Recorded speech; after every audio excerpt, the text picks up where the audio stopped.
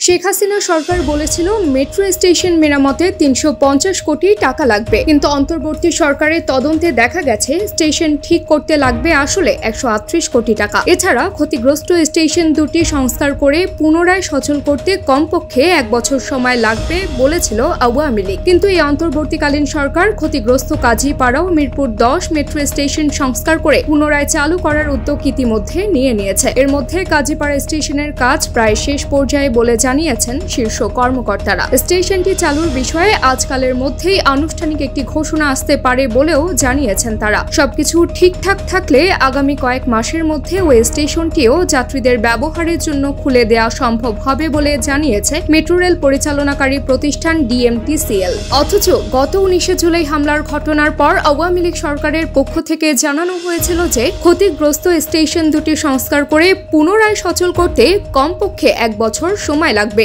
এছাড়া স্টেশন দুটি মেরামত করতে প্রায় ৩৫০ কোটি টাকার মতো খরচ হবে বলেও তখন সরকারি প্রতিষ্ঠানটির পক্ষ থেকে জানানো হয়েছিল। নোবেলজয়ী অধ্যাপক ডক্টর মোহাম্মদ ইউনূসের নেতৃত্বে অন্তর্বর্তীকালীন সরকার ক্ষমতা গ্রহণের পর কর্মকর্তারা এখন জানাচ্ছেন যে স্টেশন সংস্কারে এত বিপুল অর্থের প্রয়োজন পড়বে না। তাহলে মেট্রো রেলের ক্ষতিগ্রস্ত দুটি স্টেশন সংস্কারে শেষমেশ ঠিক কি পরিমাণ অর্থ ব্যয় হচ্ছে? তাছাড়া এত কম সময়ের মধ্যেই বা স্টেশনগুলো চালু করা সম্ভব হচ্ছে কিভাবে? ক্ষয়ক্ষতির বিবরণ সহকারে সম্প্রতি সরকারের কাছে একটি প্রতিবেদন জমা দিয়েছেন কমিটির সদস্যরা। প্রতিবেদন অনুযায়ী হামলায় মেট্রো রেলের ২ স্টেশনে টিকিট কাটার ভেন্ডিং মেশিন থেকে শুরু করে ব্যবহৃত কম্পিউটার, অফিস কক্ষ, দরজা জ্বালানোর কাজ, match rapid transit card, ticket punch করার দরজা, সিসিটিভি সহ ইত্যাদি ক্ষতি হয়েছে। তবে এর মধ্যে সবচেয়ে বেশি ক্ষতিগ্রস্ত হয়েছে মিরপুর ১০ মেট্রো স্টেশন। সেখানে টিকিট কাটার জন্য রাখা ৬টি ভেন্ডিং মেশিনের প্রায় সবগুলোই ক্ষতিগ্রস্ত হয়েছে বলে জানিয়েছে কর্মকর্তারা। এছাড়া DMTCL এর কর্মীরা